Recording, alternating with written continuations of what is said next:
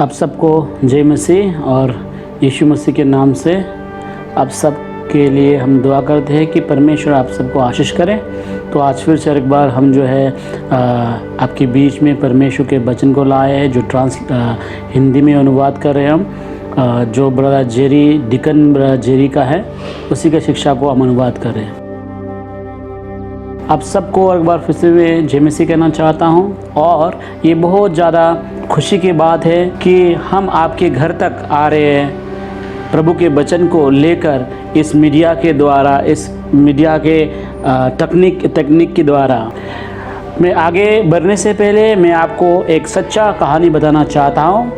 मैं जब एक नौजवान लड़का था, उस समय मुझे खेलकूद में बहुत अच्छा लगता था। मैं फुटबॉल खेला करता था।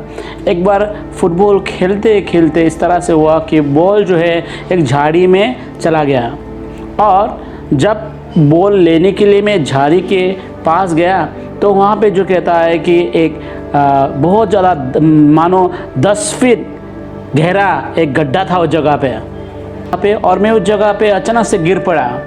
और जब मैं गिर गया तो उसके बाद उस गड्ढे से मैं गड्ढे पर मैं रोने लगा और ये दुहाई देने लगा कि कोई मुझे निकाले। मैं अपने दोस्तों को पुकारा कि कोई मुझे सहायता करें ताकि मैं उस गड्ढे से बाहर आ सकूं। और मैं मदद तो मांग रहा था और यही उम्मीद था कि कोई ऊपर से रस्सी फेंके। उस समय मेरे लिए केवल एक ही आशा था कि कोई रस्सी फेंके और रस्सी के द्वारा मैं ऊपर आ जाऊं। और जबकि उस गड्ढा के विषय में बोला जाए तो उस गड्ढा का अर्थ ये भी है कि आज के समय में देखा जाए तो गड्ढा जो कहता है नरक के विषय में कहता है। और जब कभी कोई इंसान जो है कहता इस गड्ढा में फंस जाता है, वो अपने आप से बाहर नहीं आ सकता, वो मदद के लिए पुकारता है।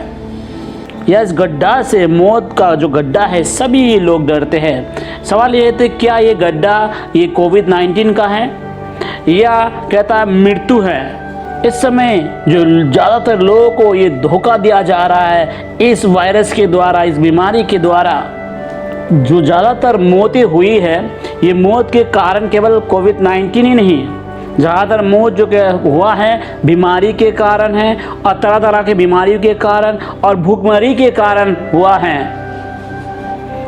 और जबकि आप सर्वेक्षण को देखेंगे, ये कहता है कि ये जो ज़्यादातर मौतें हुई है ये भूखमरी के कारण है। प्यारे दोस्तों, मैं आपसे कहना चाहता हूँ, मौत जो कई प्रकार से आती है, और ज़्यादातर लोग जो मरते हैं जब कहते हैं इनका हार्ट अटैक हो जाते हैं। कुछ लोग जो है कैंसर के कारण मरते हैं, कुछ लोग जो कहता है ब्लड प्रेशर हाई होने के दौरान जो स्ट्रोक मिल जाता है, लकवा मार जाता है, इस कारण भी लोग मरते हैं। और इन दिनों में न्यूज़ के द्वारा हम देखते हैं कि बहुत सारे जगहों में, बहुत सारे देशों में कहता है फ्लड, जल प्रलय हो रहा है। और हम देखते हैं, और इस तरह से अगर बताया जाए तो काफ़ी लंबा लिस्ट हो सकता है कि बहुत सारे कारण जो है जिसके द्वारा लोग मरते हैं। और बाइबल भी ये कहता है, परमेश्वर के वचन में कहता है, मनुष्य के लिए रखा गया है एक बार वो जन्म होगा और उसके बाद वो मरेगा, और उसके बाद न्याय का होना तय है। और 100% लोग जो इस बात को जानते हैं, एक दिन ना एक दिन सभी को जो है मरना ही पड़ेगा। उस मौत से जो है कोई बच नहीं सकता। हाँ, हम जानते हैं कहता है कोविड-19 से भी जो है लोग मर रहे हैं, लेकिन केवल कोविड-19 से ही लोग मरेंगे ऐसा नहीं है। हाँ, कहता है हाँ, ज़्यादातर लोग ये कोविड-19 को डरते हैं, केवल उतना ही नहीं, लेकिन उससे बढ़कर जो है कहता है ज़्यादातर लोग जो है मौत से डरते हैं। और इस मृत्यु जो है किसी के पर में दया नहीं करता, चाहे गरीब हो, चाहे अमीर हो, चाहे कहता है कि कोई भी हो, चाहे बच्चे बूढ़े, हर एक को जो है ये मौत जो है किसी के साथ दया नहीं करती है। चाहे आप धर्मी हो चाहे अधर्मी हो, कोई इस मौत से अपने आप को बचा नहीं सकता। ये मौत जो है, इस मौत से कोई भी नहीं बच सकता, चाहे धर्मी भी हो चाहे अधर्मी भी हो। यायूब तो एक धर्मी व्यक्ति था। 140 साल की उम्र में उसने मौत को सहा है। और हिटलर जो था वो भी इतना बुरा इंसान था, लेकिन वो भी मारा गया जबकि उसका उम्र 56 एज का था वो। और वो जब 56 साल का हुआ तब वो मारा गया, और उस मारा जाने से पहले उसने यहूदी जातियों के ऊपर बहुत ज़्यादा उसने ताड़ना, बहुत ज़्यादा तकलीफ, दुख और तकलीफ को दिया है इसने। अब ये एक सवाल ये आता है, हम आशा कहाँ पे है हमारा आशा? सवाल ये है कि हमें आशा कहाँ से मिलेगी? लेकिन परमेश्वर के वचन बाइबल ये कहती है कि विश्वास जो कहता है कि अनदेखी चीज़ों का एक आशा है, आशा का निश्चय है। विश्वास, आशा और प्रेम, और इससे बड़ा ये है कि कहता है कि हम देखते हैं आशा भी होना जीवन में ज़रूरी है। आशा जो है हर एक विश्वासियों के जीवन का मानो एक बुनियाद है। अगर आप मसीह है और आपके जीवन में आशा नहीं है तो फिर वो गलत है। आपके जीवन में आशा होना ज़रूरी है। ये भजन संहिता को जो लिखा उसने ये कहा है कि मैं अपने आंखें पर्वत की ओर लगाऊंगा, क्योंकि मेरे मदद जो है उसी की ओर से आती है, मेरे सहायता उसी की ओर से आती है। आशा कहाँ से आती है? आशा जो है हम ऊपर की ओर लगाते हैं। जब मैं गड्ढा में गिर गया था, मैं ऊपर की ओर ताक रहा था, देख रहा था एक आशा कि कोई मुझे सहायता करे, कहीं से मुझे सहायता मिल जाए। आइज़ाया ये कहता है, मैं कुछ आइज़ाया में इस तरह से कहा गया है कि कुछ ही समय में मैं तुझे छोड़ दूंगा और बाद में फिर तुम्हें ले अपना लूँगा। और या मैं इस तरह से कहा गया है, मैं अपने प्रेम के कारण तुझे फिर से वापस ले लूँगा। और हम देखते हैं कि परमेश्वर की दया जो बहुत बड़ा है। क्या मेरे प्यारे दोस्तों, मैं आपसे कहना चाहता हूँ, परमेश्वर की दया जो बहुत बड़ा है। हाल कहता है कि परमेश्वर का न्याय या परमेश्वर का जजमेंट के बारे में सोचा जाए, उससे बढ़कर परमेश्वर का दया है।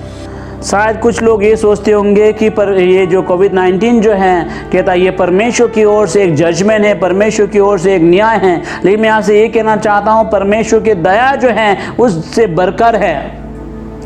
और इस आज की शिक्षा का जो मैंने विषय रखा है, आप कैसे एक आशा को पा सकते हैं, खास करके इस प्रकार का महामारी में। और आइज़ाया के द्वारा लिखा गया ये जो है 66 बुक को लिखा गया है। और कुछ लोग जो बाइबल का अध्ययन करने वाले लोग ये कहा है एक छोटा सा एक बाइबल भी है ये। तो ये आइज़ाया जो है भविष्यवक्ता है। भविष्यवक्ता यरूशलेम और जुदिया में रहा है।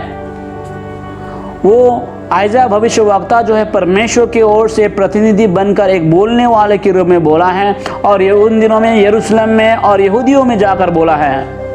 और आइज़ाया भविष्यवक्ता जो किसी प्रकार का समझौता नहीं करता, वो परमेश्वर का वचन को बिना समझौता किए ही बोलता था।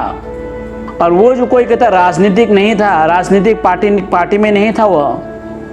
हाँ, जब वो जो किसी प्रकार का समझौता नहीं करता, जो सच है उसी को बोलता था। जबकि वो एक कहता है एक इज्जतदार घर से था, एक राजा महाराजाओं के घर परिवार से था, लेकिन फिर भी वो परमेश्वर का एक प्रतिनिधि होकर वो लोगों को सावधान करता, लोगों को चेतावनी देता था।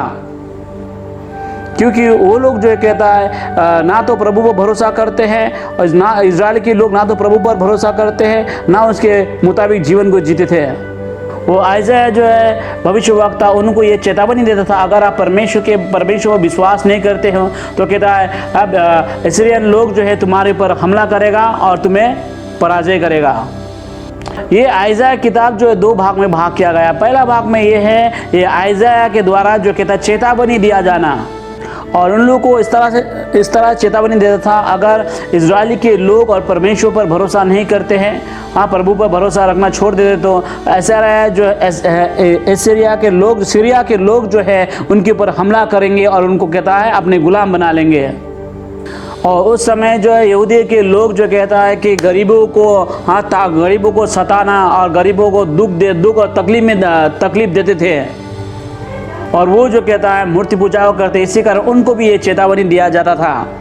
और उस चेतावनी के दौरान में हम देखते हैं कि एक संदेश जो है आशा का एक संदेश है, आशा का एक प्रचार है। और आइज़ाया का दूसरा भाग में ये है, ये लिखा गया है कि परमेश्वर जो कुछ प्रतिज्ञा किया है इजरायलियों के विषय में वो सारा परमेश्वर पूरा करेगा। और आइज़ा के द्वारा ये भी भविष्यवाणी किया गया है कि दाऊद की गोत्र में से कहता है कि एक राजा उत्पन्न होगा, जो कि यीशु मसीह के विषय में बोला गया है। और यही इंसान के द्वारा जो है कहता है इजरायलियों को और यहूदियों को कहता है जो सिनाई पर्वत पर जो आज्ञाकारी के विषय में शिक्षा दिया गया है उसको आज्ञाकारी करने के लिए बताया गया है। और ये भी बोला गया है कि इसी इंसान के द्वारा उद्धार और आशीष जो है हर एक के ऊपर आएगा। वो जो इंसान वो मसाया है यानी कि यीशु मसीह हैं। और केवल इजरायली और यहूदियों नहीं, यहूदियों के लिए उद्धार नहीं बल्कि सारा संसार के लिए, सारा जगत के लिए उद्धार हो। और यही आशा के द्वारा उनको प्रचार किया गया, सावधान किया गया है जो कहता भ्रष्टाचार करते थे और बुरा करते थे। और यही एक समय था जिस समय यहूदियों का राज्य जो है कहता गिरने पर था। और यही मेरा शिक्षा का पहला पॉइंट यह है। और ये महामारी के दौरान आप कैसे आशा को पा सकते हैं? मैं कहना चाहता हूँ प्रभु में बने रहो। और बाइबल हमसे ये कहती है, आइज़ाया किताब 7 अध्याय का 9वां वचन, और इस तरह से बोला गया है कि आप विश्वास में, आशा में बने रहो। अगर आप अपने विश्वास और आशा में बने नहीं रह सकते, आप गिर जाएंगे। और हम देखते हैं बाइबल हमें साफ साफ कहती है कि हमें विश्वास में खड़ा रहना है, विश्वास को पकड़े रहना है। अगर हम विश्वास में खड़े नहीं रहते हम गिर जाएंगे। अगर आप परमेश्वर के वचन आइज़ाया किताब 7 अध्याय का 1, 2 और 3 वचन तक पढ़ते हमें लिखा है, उठ प्रकाशमान हो क्योंकि तेरा प्रकाशमान आ गया है और यहोवा का तेज तेरे ऊपर उदय हुआ है।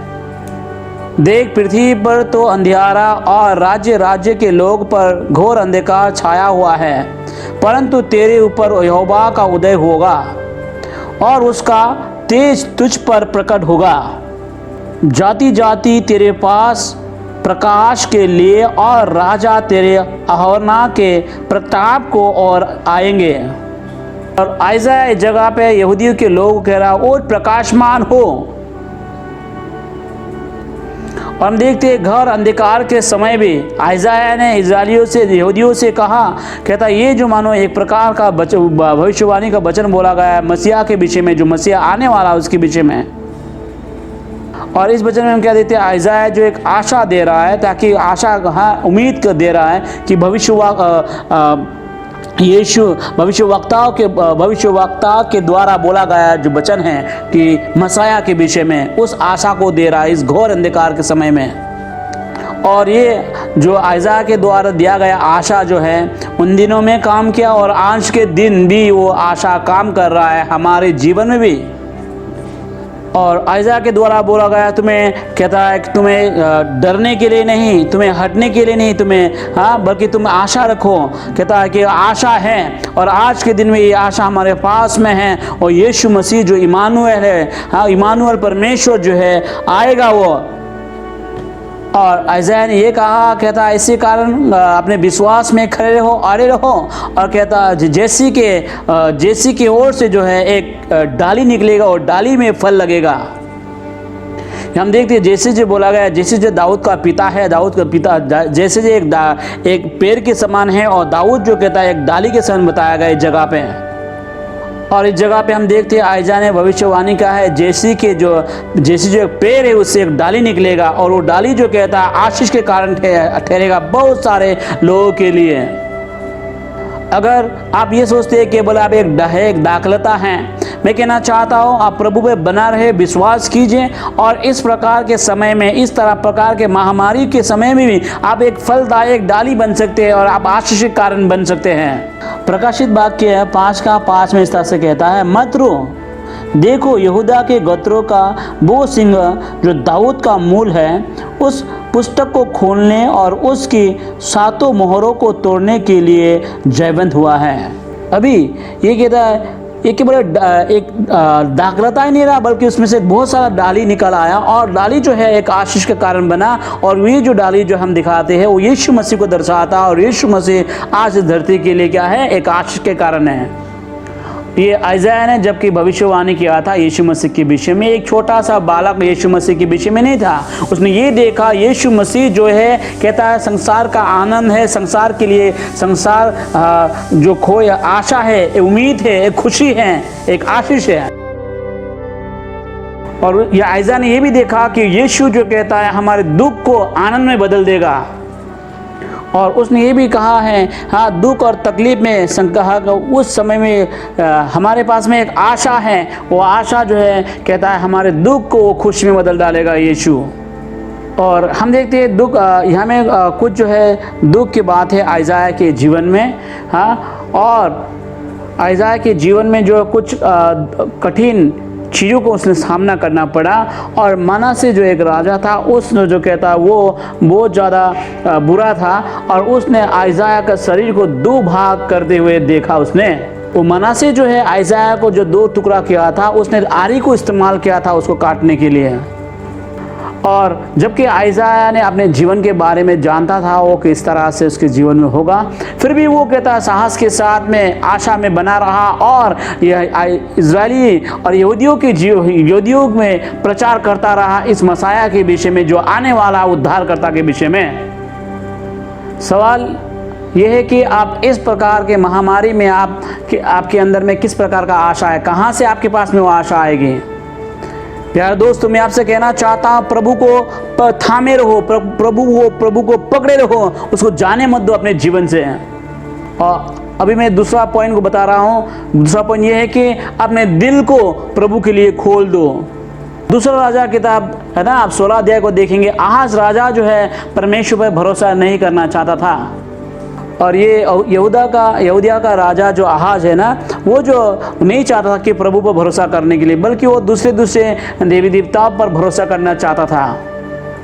और ये आहाज जो यहूदिया का राजा है, इसने जो प्रभु पर भरोसा नहीं किया, पहले बात प्रभु पर भरोसा करना नहीं चाहा, बल्कि और उसने आस पड़ोस के देशों से जो कहता उनके रीति रिवाजों को, उनके देवी देवताओं को मानने लगा, और जो है बच्चे लोगों का बलिदानों को उसने बलिदान करने लगा। उसने अपना बेटियों को भी कहता आग में बलि चढ़ाया। और बाद में वो इस बात को जानता था असीरिया के लोग जो हैं उनको गुलामी में ले जाएंगे। ये आहाज जो है, अगर उसने प्रभु को चाहा होता, प्रभु की बातों को माना होता, तो उसके जीवन में ये सारे संकट जो नहीं आता। लेकिन उसने क्या किया, प्रभु को नहीं चाहा, और बल्कि कहता उन सारे कामों करने लगा जो प्रभु के वचन के विरोध है, जो प्रभु परमेश्वर ने कहा था नहीं करने के लिए, उन सारी चीज़ों को करने लगा। और हम देखते हैं रोमी किताब 10 अध्याय में इस तरह से बोला गया है कि अगर आप अपने मुंह से अंगीकार करते हैं, मन में विश्वास करते हैं कि प्रभु पिता परमेश्वर ने यीशु मसीह को मरे हुए से जिलाया है, और तो फिर क्या होगा कि आप बचाए जाएंगे। और जो कोई इस पर विश्वास करता है वो कहता है वो बचाया जाएगा और अनंत काल का जीवन को पाएगा। परमेश्वर का वचन इस तरह से कहता है कि अगर आप मुंह से अंगीकार करते हैं और मन में विश्वास करते हैं कि परमेश्वर ने यीशु को मरे हुए से जिलाया, तो फिर आप बचाए जाएंगे। क्योंकि लिखा है उद्धार के लिए मुंह से अंगीकार करना चाहिए, मन से विश्वास करना चाहिए। मेरे प्यारे दोस्तों, मैं कहना चाहता हूँ चाहे आप चाहे कोई भी क्यों ना हो, अगर आप विश्वास करते हैं तो आप भी बचाए जाएंगे।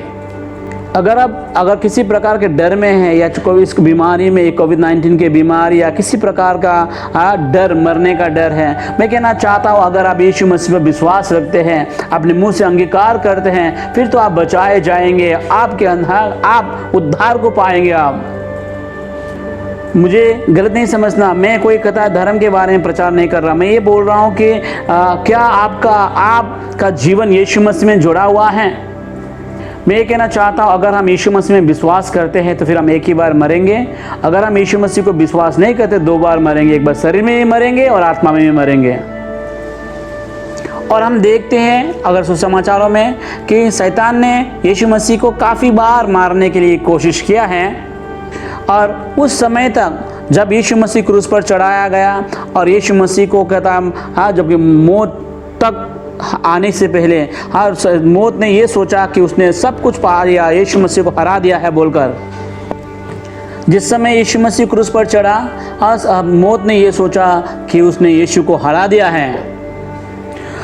जब यीशु मसीह अपने आखिरी सांस को लिया था और जब उसने ये कहा ये पूरा हो चुका है, उस समय शैतान ने ये सोचा शायद यीशु जो है हार चुका है, वो पराजय हो चुका है। लेकिन मैं कहना चाहता हूँ कि यीशु मसीह तीसरा दिन जी उठा है और यीशु ने मौत को हरा दिया है और मौत जो है उसको और पकड़ के रख नहीं पाया। हम देखते हैं बाइबल में इस तरह से कहा गया है, कुरिन्थियों की किताब में कहता है, हे मृत्यु तेरी जय कहाँ रही। जब यीशु मसीह धरती पर आया, यीशु ने मौत को भी हरा दिया है। और मैं आपसे कहना चाहता, मौत का कोई सामर्थ्य नहीं रहा यीशु मसीह के ऊपर में। मैं आपको एक गुड न्यूज़ देना चाहता हूँ, शुभ संदेश देना चाहता हूँ। अगर आप यीशु मसीह पर विश्वास करते हैं तो मौत जो है आपके ऊपर में किसी प्रकार का सामर्थ्य को नहीं दिखा सकता। और हम देखते हैं पहला कुरिन्थियों की किताब 15 अध्याय का 57 वर्ष में इस तरह से कहता है, परंतु परमेश्वर का धन्यवाद हो जो हमारे प्रभु यीशु मसीह के द्वारा हमें जीवन कराता है। और हम जो है मौत के ऊपर में मौत को हम हरा सकते हैं क्योंकि हमारा विश्वास यीशु मसीह में है। इसी कारण प्यारे दोस्तों, अपना मन जो है यीशु के लिए खोलिए।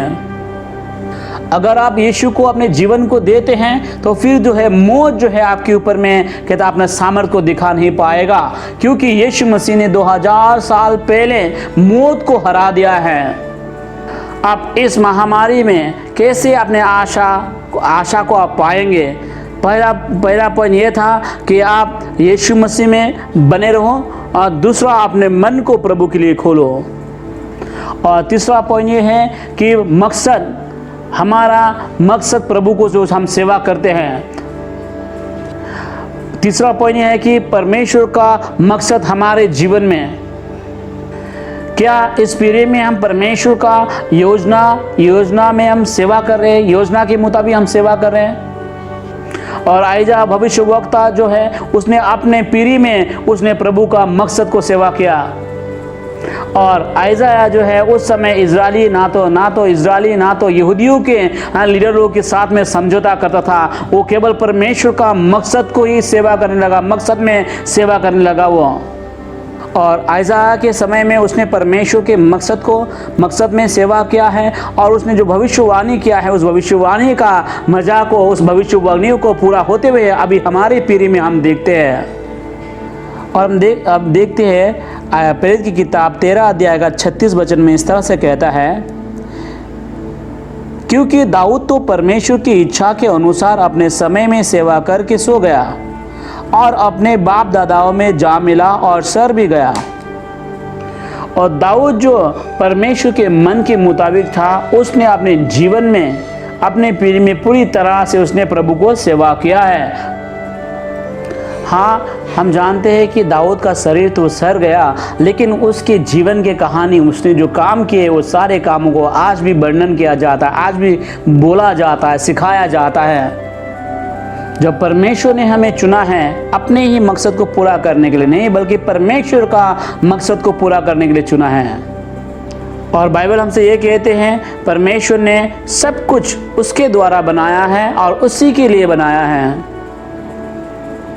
जब परमेश्वर ने आपको बनाया है आपके मकसद को पूरा करने के लिए नहीं, बल्कि परमेश्वर के मकसद को पूरा करने के लिए, क्योंकि उसने उसी के द्वारा आप बनाए गए, उसी के लिए बनाए गए और उसी के महिमा के लिए बनाए गए हैं। प्यारे दोस्तों, आप ये नहीं बोलना कि आप एक संजोग है, आप इस दुनिया पे आना ही एक संजोग है, कोई घटना, कोई एक्सीडेंट के द्वारा दुनिया पे ऐसा नहीं है, बल्कि परमेश्वर का योजना है। जबकि इस दुनिया को प्रभु ने इस धरती का बुनियाद को डाला, उस समय से परमेश्वर का योजना आपके जीवन के लिए है। ये नहीं कि आपके माता पिताओं का योजना था तभी आप धरती पर आए, ऐसा नहीं है। मैं कहना चाहता हूँ परमेश्वर का मकसद है आपके जीवन में, जो आपके जीवन के द्वारा वो पूरा करना चाहता है। परमेश्वर ने आपको इस धरती पर रखा है, इस धरती पर भेजा है ताकि एक जिम्मेदारी नागरिक बनकर एक विश्वासी बनकर प्रभु को सेवा करें और परमेश्वर के मकसद को पूरा करें। जबकि आज के दिन आप जो संदेश भी सुन रहे हैं, आशा के विषय में मैं कहना चाहता हूँ, मकसद के विषय में परमेश्वर का मकसद आपके जीवन के लिए है, ताकि आपके जीवन के द्वारा प्रभु को महिमा मिल सके। और जबकि यायूब जो धार्मिक व्यक्ति है, उसने इस तरह से कहा, हाँ, परमेश्वर ने दिया है और परमेश्वर ने लिया है, धन्य हो प्रभु तेरा नाम। इसी कारण प्यारे दोस्तों, मैं आपसे कहना चाहता हूँ, चलिए हम इस पीढ़ी में परमेश्वर को सेवा करें, परमेश्वर का मकसद को पूरा करने के लिए हम जिए। क्योंकि संसार में हम जिएंगे जहाँ 70-80 साल, और ये संसार जो हमारे लिए केवल कुछ समय का है और एक दिन सब कुछ खत्म हो जाना है। चलिए हम इस मौका को लेते हुए हम प्रभु को सेवा करें। और उस समय इतने बुराई और इतना बुरा लोग के बीच में नोआ जो कहता है एक धर्मी इंसान गिरा गया, परमेश्वर का अनुग्रह उसके ऊपर हुआ। क्या आपने परमेश्वर का अनुग्रह को पाया है?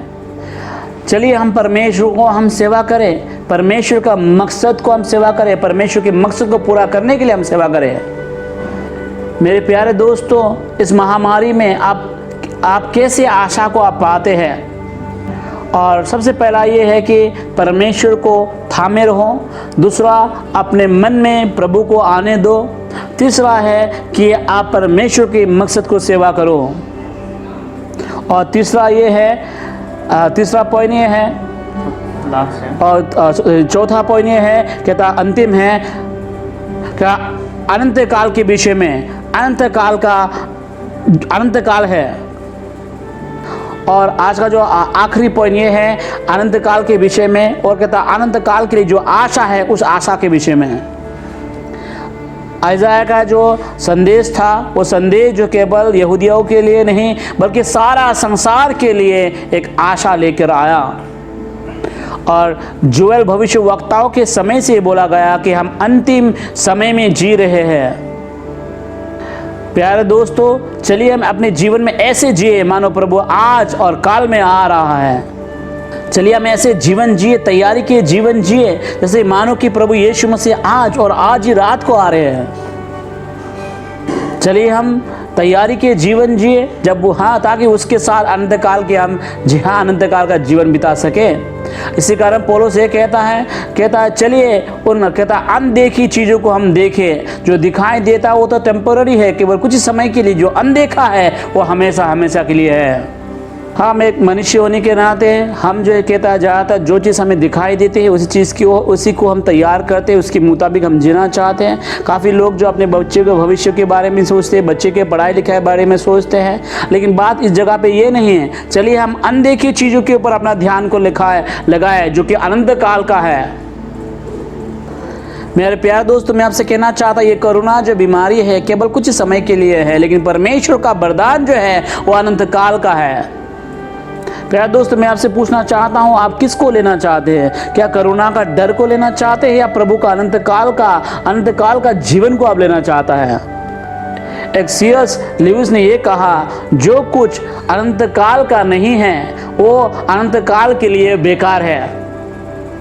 इसी कारण प्यारे दोस्तों, जो अनंत काल के लिए नहीं है वो है उसके लिए नहीं, बल्कि कहता जो अनंत काल है उसके लिए हम सोचें।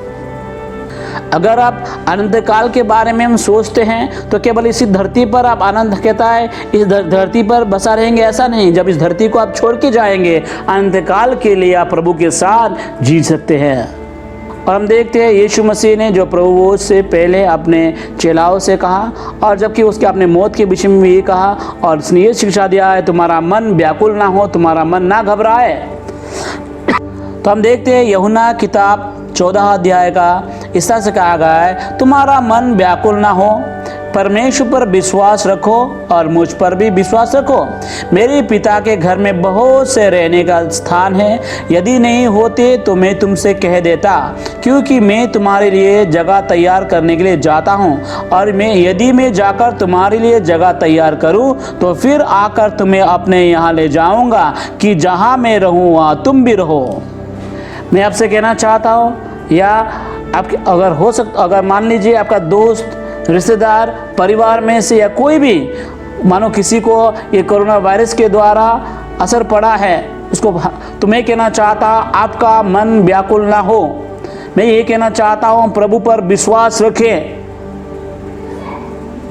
मैं कहना चाहता हूँ व्याकुल ना हो, चिंतित मत होना, बल्कि अपने जीवन अगर आपने यीशु को दिया है तो आप सुरक्षित है। आपके लिए भी आशा है, अगर आप अपने जीवन में आप यीशु को देते हैं आप सुरक्षित हो सकता है।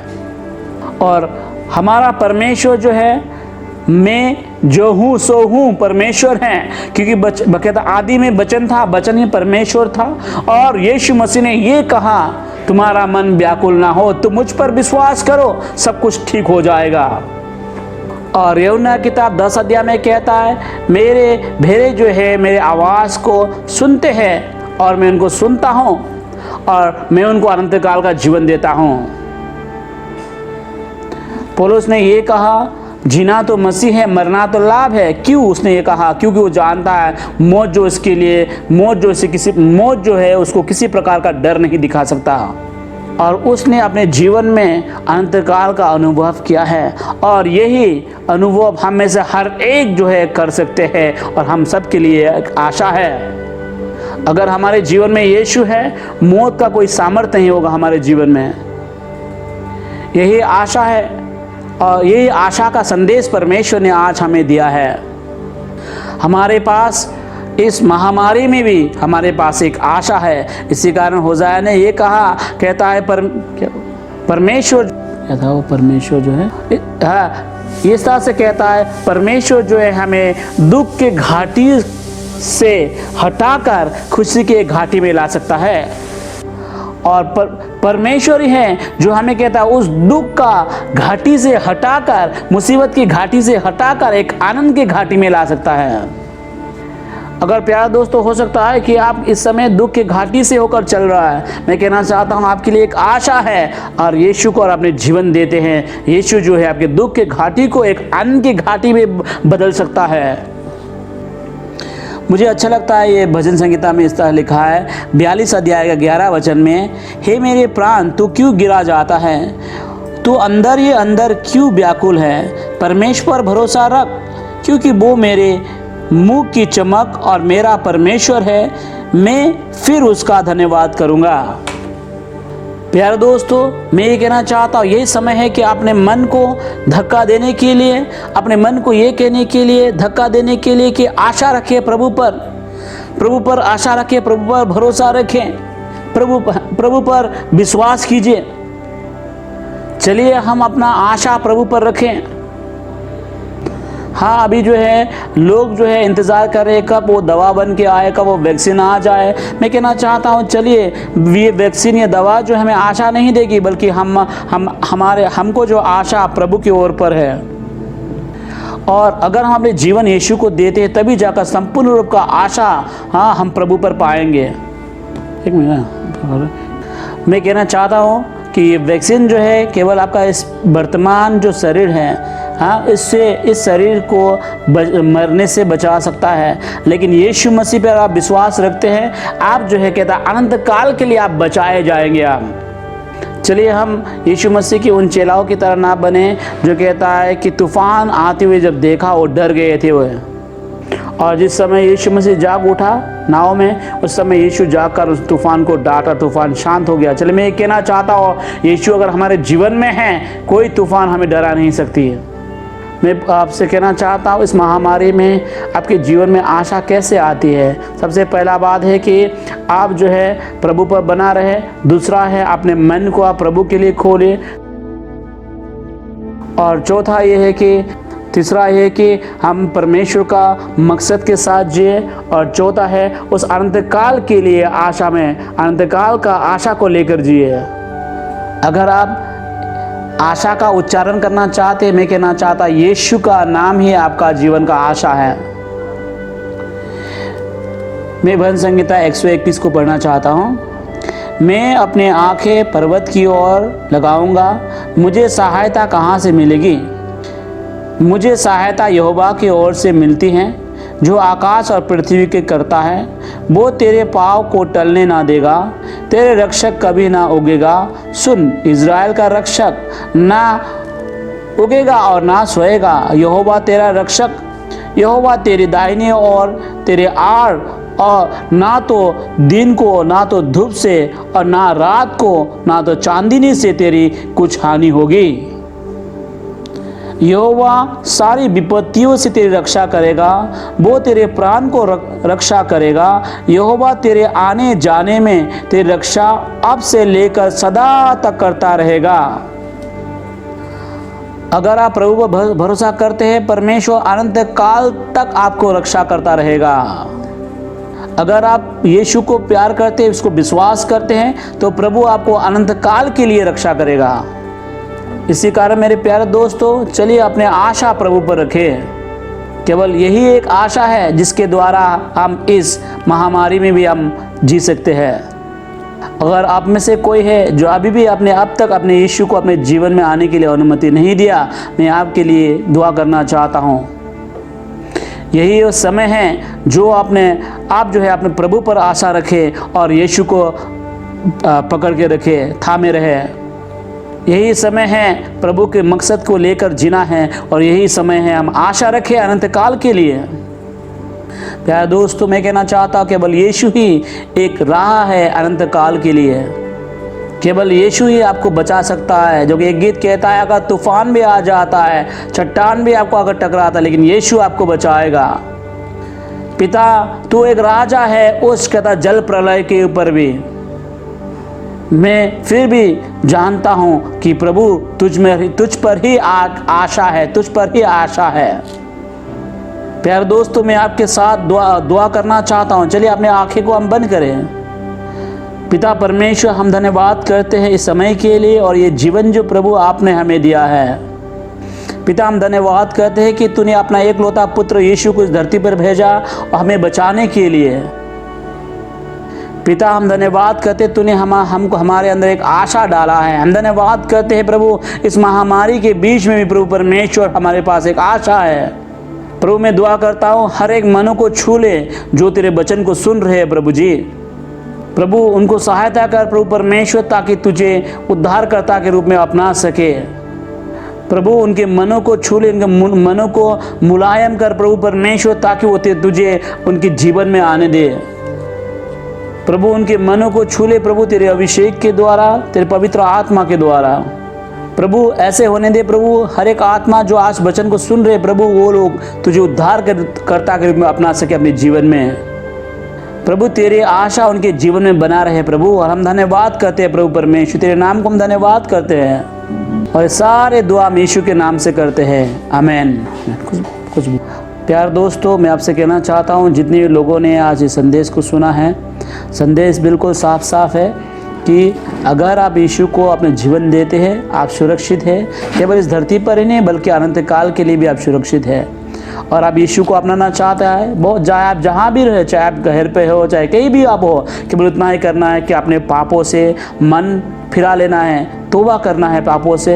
प्रभु यीशु को अपने जीवन में आने के लिए अनुमति दो, और यीशु जब आपके जीवन में आएगा, आपके जीवन में जो है, आपके जीवन में घबराहट नहीं रहेगा, बल्कि आपके जीवन में सुख शांति बना रहे, एक नया आशा होगा। जब नया आशा होगा, आप नए उमंग के साथ प्रभु के मकसद में जी सकते हैं, प्रभु को मकसद को पूरा कर सकते हैं। इसी कारण मैं कहना चाहता हूँ, यीशु को अपने जीवन दो, यीशु आपको संभाल लेगा। प्रभु आपको आशीष करे इन वचनों के द्वारा, आमीन।